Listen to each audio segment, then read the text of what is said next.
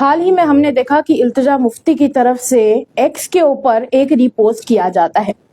Repost एक video का था, जिस वीडियो में साफ तौर पर दिखाया जाता है कि कुछ मुस्लिम लड़कों को चप्पल्स के साथ मारा जा रहा है, उन्हें मारा जा रहा है और मारते हुए उनसे कहा जा रहा है कि जबरदस्ती कहा जा रहा है कि आपको श्री राम का नाम लेना है, बोलिए जय श्री राम। उसके ऊपर इल्तिजा मुफ्ती रिट्वीट करती हैं या फिर रिपोस्ट करती हैं और अपना जवाब देती हैं और कहती हैं कि हिंदुत्व एक बीमारी है।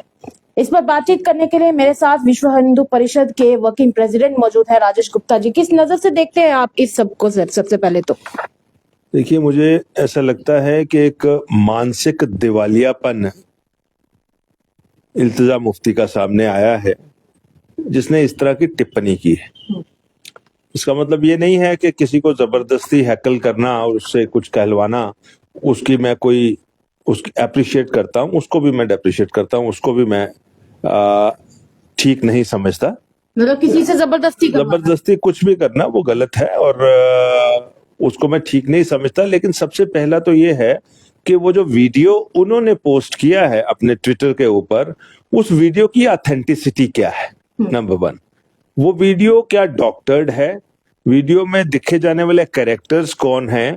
और उसके बाद वीडियो का पूरा भी है, उससे पहले या बाद में भी कुछ हुआ है, किसी चीज के रिएक्शन में वो बात की गई है?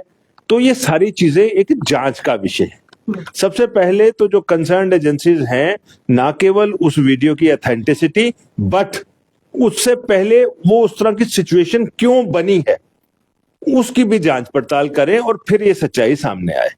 दूसरी बात, इल्तिजा मुफ्ती ने उस पे जो कमेंट्स किए हैं, एक आपने क्या बताया, उन्होंने क्या कमेंट किया है कि हिंदुत्व उसमें साफ तौर पर और दूसरा क्या लिखा है कि भगवान राम को क्या करना चाहिए? क्या आपने उसमें वही लिखा हुआ है कि Ram the deity must hang its head in shame. सबसे पहले तो जो आपने अभी कहा है, ये चीज सुनना भी मेरे लिए पाप है, लेकिन ये विधर्मी है और मुझे लगता है कि ना तो इसको कोई संस्कार है और इस परिवार में भी संस्कारों का अभाव लगता है।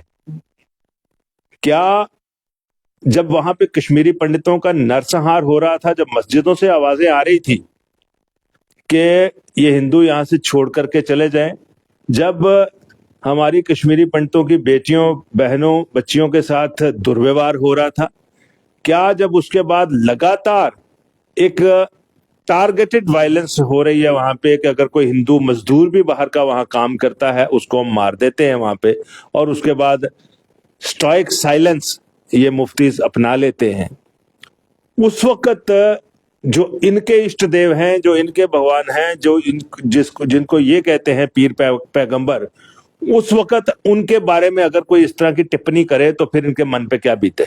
उस वक्त तो ये आसमान सर पे उठा लेंगे। उस वक्त इनको ये नहीं लगता कि इंसानियत का कत्ल हो रहा है, उस वक्त इनको ये धर्म अधर्म का ख्याल नहीं आता। ये मुझे ऐसे लग रहा है कि this girl, she has found rejection in her political career at the very start. इसकी मदर को भी इलेक्टोरेट ने रिजेक्ट किया पार्लियामेंट्री इलेक्शन में, और ये जो लगातार इनको रिजेक्शन मिली है to the family and to their political thought process, उसके बाद ये जो इनका कोर एक वोटर था, जिसको मैं समझता हूं कि वो इस्लामिक रेडिकल्स इनके वोटर थे और प्रो टेररिस्ट जो ऑर्गेनाइजेशंस थी वो इनके सपोर्टर्स थे, एंटी इंडिया ऑर्गेनाइजेशंस इनके सपोर्टर्स थे। अब anti India, anti Hindu, pro terrorist जो इनके सपोर्टर्स हैं, उनमें ये दोबारा से अपनी कॉन्स्टिट्यूएंसी डेवलप करने के लिए इस तरह की ये बातें कर रही है। और नंबर दो, लगता है कि हार नहीं अपनी पचा पाए, जो ये जिसको कहते हैं मानसिक दिवालियापन हो गया, फ्रस्ट्रेशन हो गई है, और उस फ्रस्ट्रेशन के बाद अपने टू सीक अटेंशन, और उसके बाद इसको ऐसे लगता है कि मैं इस तरह का बकवासनामे वाले बयान दूं और हिंदू समाज मेरे पे रिएक्ट करे। जब वो रिएक्ट करे तो इस्लामिक रेडिकल एलिमेंट्स जो हैं वो इसकी सपोर्ट में सामने आए, ताकि मैं एक कॉन्स्टिट्यूएंसी दोबारा से रीगेन करने की कोशिश करूं या कर लूं। इस तरह का मुझे लगता है एक नेफेरियस डिजाइन या प्लान इन माँ बेटी का लगता है मुझे। आप अभी थोड़ी देर पहले टारगेटेड वायलेंस की बात कर रहे थे। देखा जाए तो मई 2022 जो था, उस वहां से लेके मतलब 2023 तक टारगेटेड किलिंग्स का जो सिलसिला था वो खत्म नहीं होने को आ रहा था। अभी भी आए दिनों कुछ ना कुछ इस तरह का देखने को मिलता ही है, लगातार मिलिटेंसी देखने को मिलती है। और उस दौरान जब कश्मीरी पंडित यहाँ पर बैठे हुए थे, दूसरी तरफ कुछ रिजर्व्ड कैटेगरी के एम्प्लॉयज भी थे जो बैठे हुए थे और कह रहे थे कि हम श्रीनगर जाके काम नहीं करना चाहते क्योंकि हमें सेफ फील नहीं होता है। तो उस दौरान उन लोगों की बाद में सैलरीज भी बंद कर दी गई। तो आप एक बार सोचिए कि किस दयनीय स्थिति में वो लोग होंगे, पर तब भी इनकी तरफ से उनके सपोर्ट में कुछ सामने नहीं आया। क्या क्या सोचते हैं उसके ऊपर? She and her mother, both of them are pro terrorism people. इनकी पार्टी भी प्रो टेररिज्म है। पाक स्पॉन्सर्ड वायलेंस बाय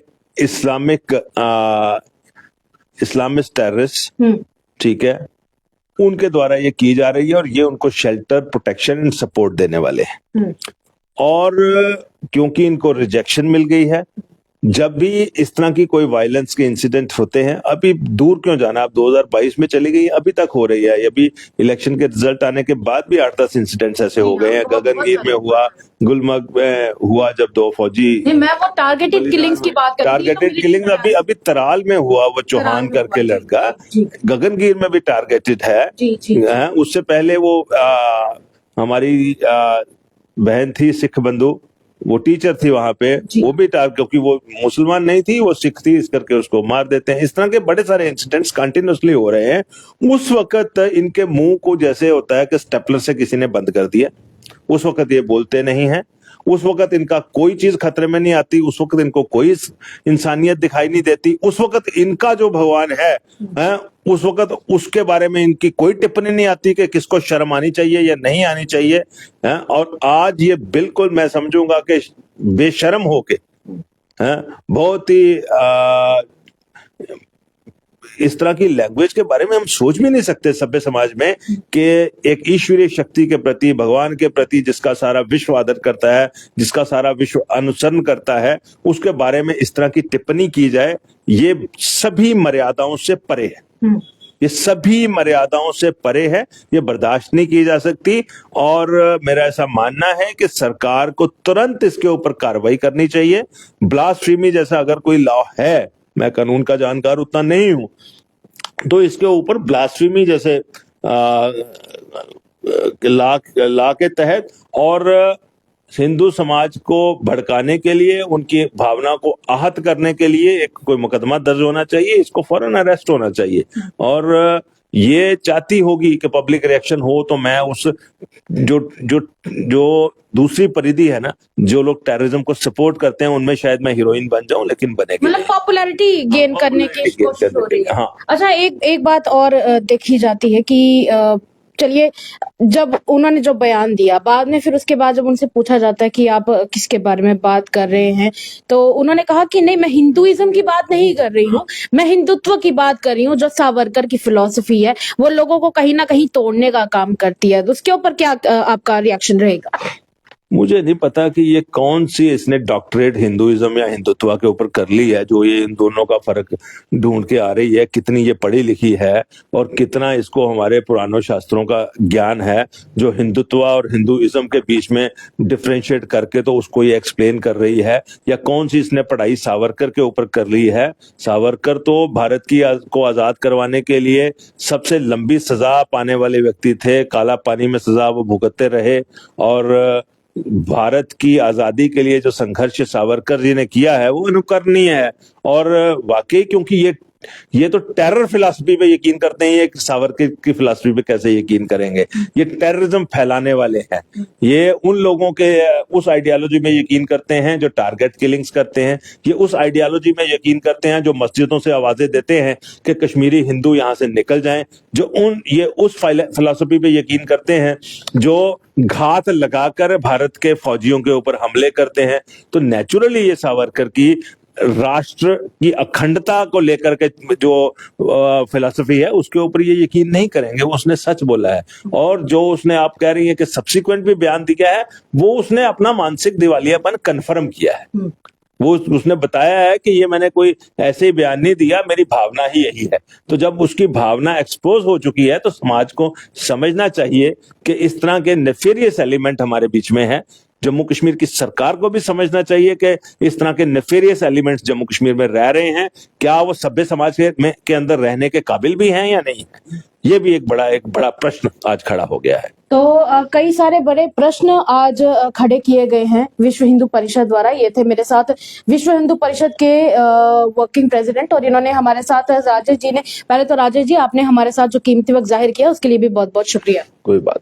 तो इन्होंने अपने विचार हमारे साथ साझा किए हैं और इन्होंने कहा है कि इस तरह से लोगों को गुमराह करना कहीं ना कहीं एक बहुत बड़ा अपराध है और इसके ऊपर कोई ना कोई लीगल एक्शन जरूर लिया जाना चाहिए। आपको क्या लगता है? अपनी राय हमारे कमेंट सेक्शन में आप जरूर छोड़ सकते हैं। फिलहाल के लिए मुझे मेरे सहयोगी को दीजिएगा इजाजत। देखते रहिए द अर्थ न्यूज।